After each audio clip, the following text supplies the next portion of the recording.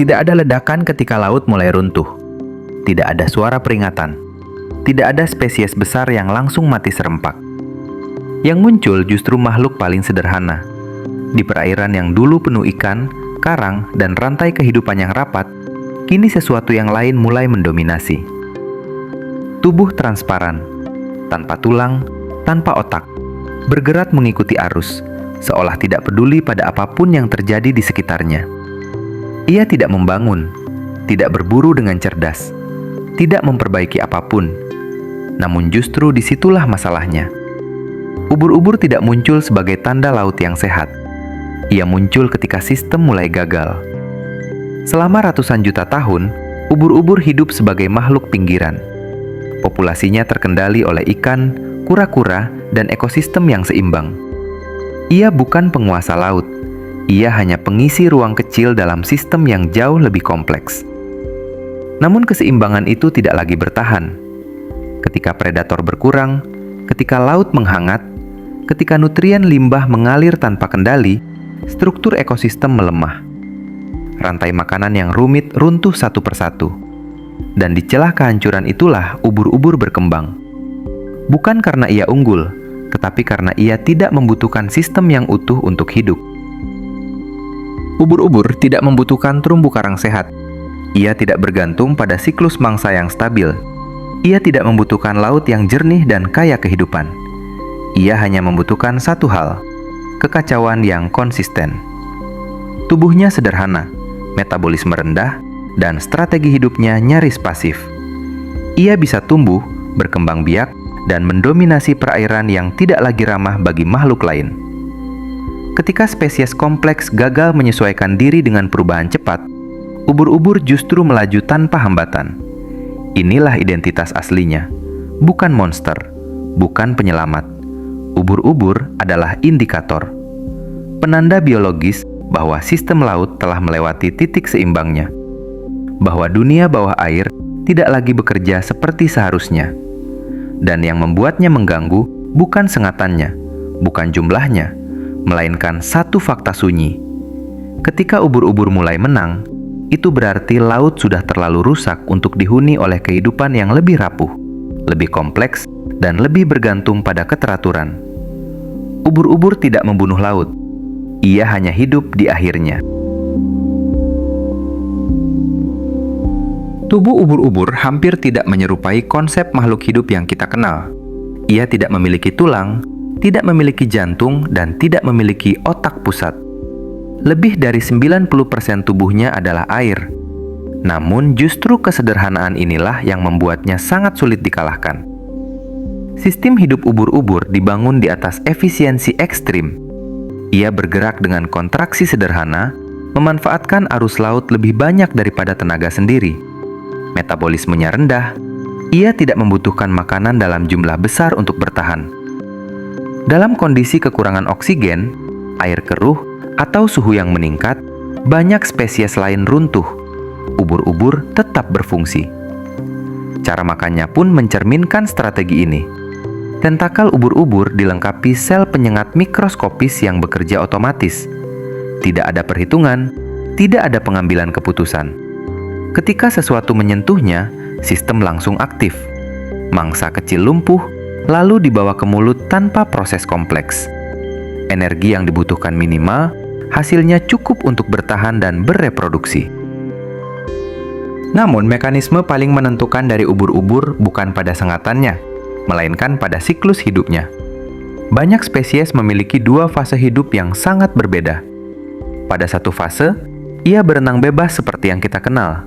Pada fase lain, ia menempel di dasar laut sebagai polip kecil yang hampir tak terlihat. Dalam fase ini, ubur-ubur bisa bertahan lama, memperbanyak diri secara aseksual, dan menunggu kondisi lingkungan yang tepat. Ketika suhu naik, nutrien melimpah, dan kompetitor berkurang, polip-polip ini serempak berubah. Dalam waktu singkat, ribuan ubur-ubur muda dilepaskan ke perairan. Ledakan populasi terjadi bukan karena invasi, tetapi karena sistem biologis yang sudah lama menunggu sinyal yang tepat. Di laut yang seimbang, mekanisme ini terkendali. Predator memakan ubur-ubur muda, ikan bersaing memperebutkan plankton. Namun ketika keseimbangan itu rusak, tidak ada lagi yang menahan proses ini.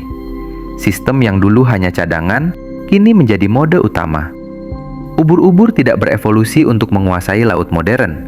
Ia berevolusi untuk bertahan dari kegagalan. Dan ketika laut mulai gagal menjalankan fungsi kompleksnya, desain tubuh sederhana ini berubah dari strategi bertahan menjadi keunggulan mutlak. Ketika ubur-ubur mulai mendominasi perairan, dampaknya tidak datang sebagai ledakan dramatis, melainkan sebagai perubahan perlahan yang sulit dihentikan. Laut tidak langsung tampak mati. Ikan masih ada, air masih bergerak. Namun di balik itu, struktur ekosistem mulai bergeser. Ubur-ubur memakan plankton dalam jumlah besar, sumber makanan yang sama dengan larva ikan. Ketika populasinya melonjak, generasi ikan berikutnya gagal tumbuh. Bukan karena diburu, tetapi karena kehabisan makanan sejak fase paling awal hidupnya. Laut tetap terlihat hidup, namun regenerasinya berhenti diam-diam. Dalam kawanan besar, ubur-ubur juga menjadi perangkap biologis. Jaring nelayan dipenuhi tubuh transparan yang tidak bernilai ekonomi. Balik jaring rusak, ikan mati tercekik lendir.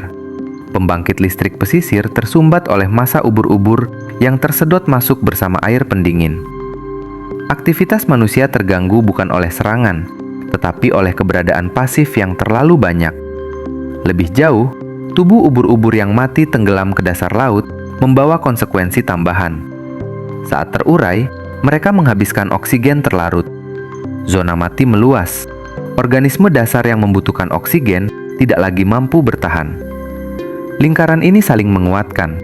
Semakin sedikit predator dan kompetitor, semakin besar peluang ubur-ubur untuk mendominasi. Bagi makhluk lain, perubahan ini terasa seperti perlahan kehilangan pijakan. Tidak ada satu momen kehancuran yang jelas. Tidak ada garis batas antara laut sehat dan laut yang gagal. Yang ada hanyalah transisi sunyi, dari sistem yang kompleks menjadi sistem sederhana yang dikendalikan oleh satu jenis kehidupan. Ironisnya, ubur-ubur sendiri tidak menang dalam arti biologis jangka panjang. Ledakan populasi sering diikuti oleh kelaparan massal.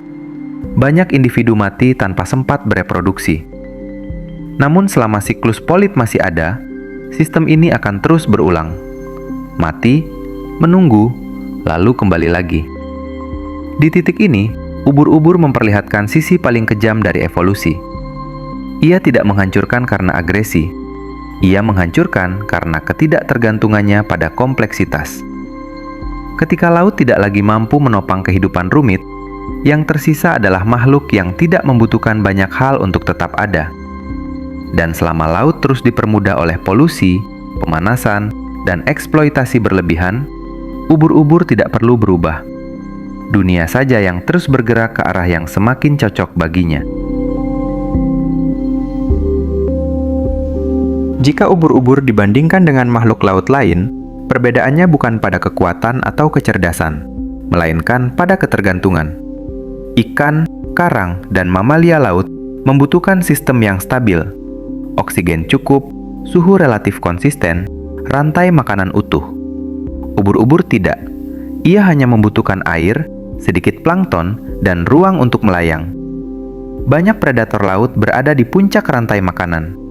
Mereka mengatur ekosistem dengan cara menekan populasi mangsa. Ubur-ubur tidak berada di puncak apapun. Ia justru bekerja di sela-sela kerusakan.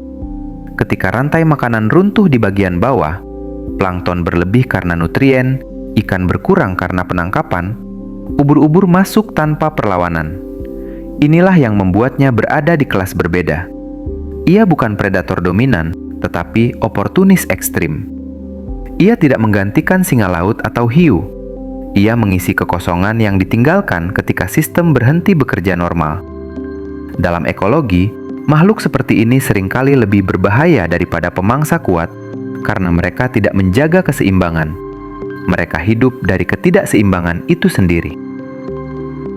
Berbeda dengan spesies invasif lain yang masih membutuhkan adaptasi aktif, ubur-ubur tidak perlu belajar apapun.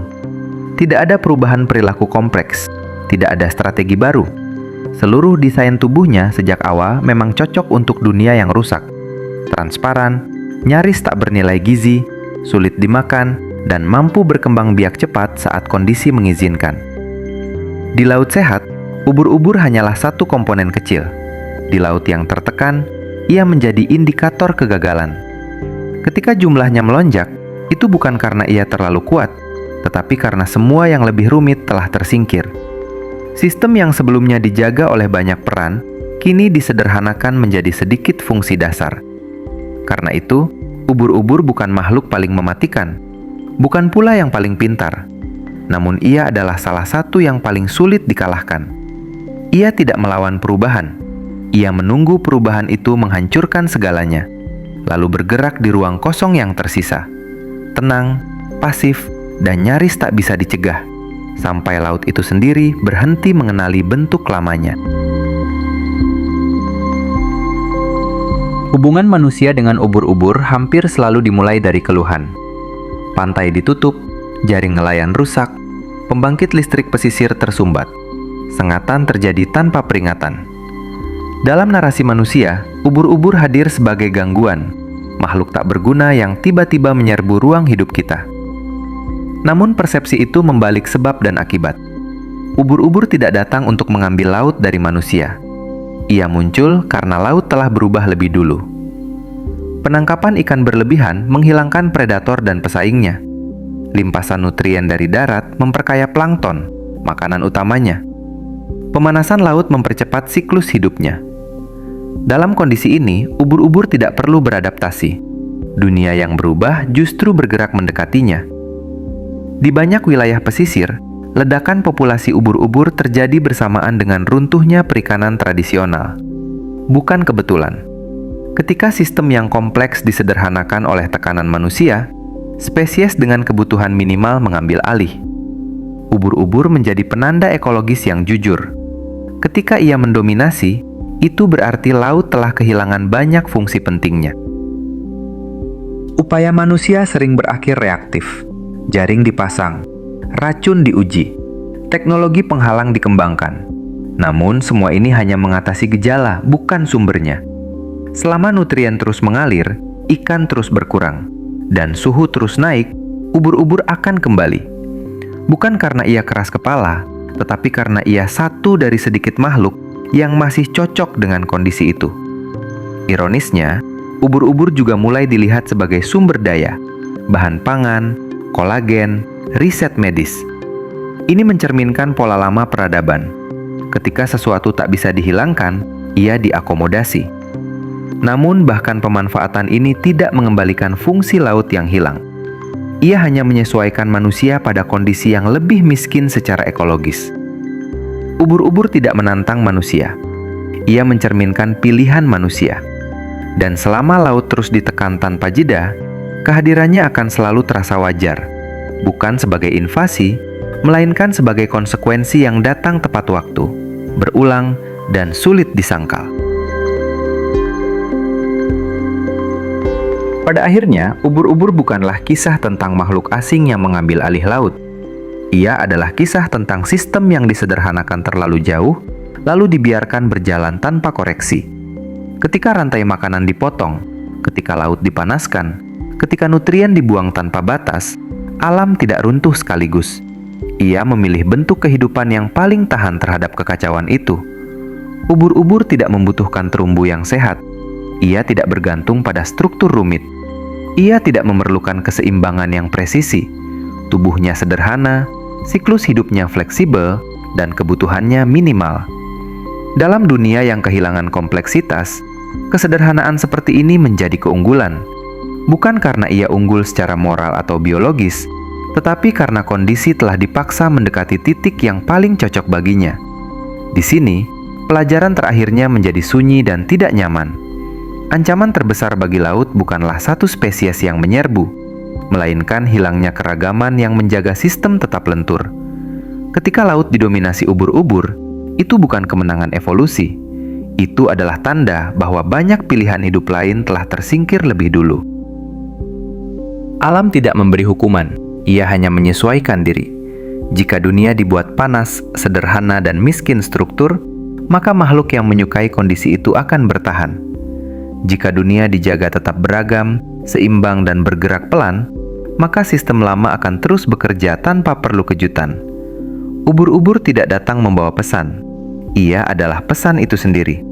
Dan selama kita terus melihatnya sebagai gangguan, bukan sebagai cermin, laut akan terus berubah ke arah yang sama, pelan, konsisten, dan tanpa pernah menunggu kesiapan manusia untuk memahami bahwa yang hilang bukan sekedar ikan atau terumbu, melainkan kemampuan bumi untuk bekerja dengan cara lamanya.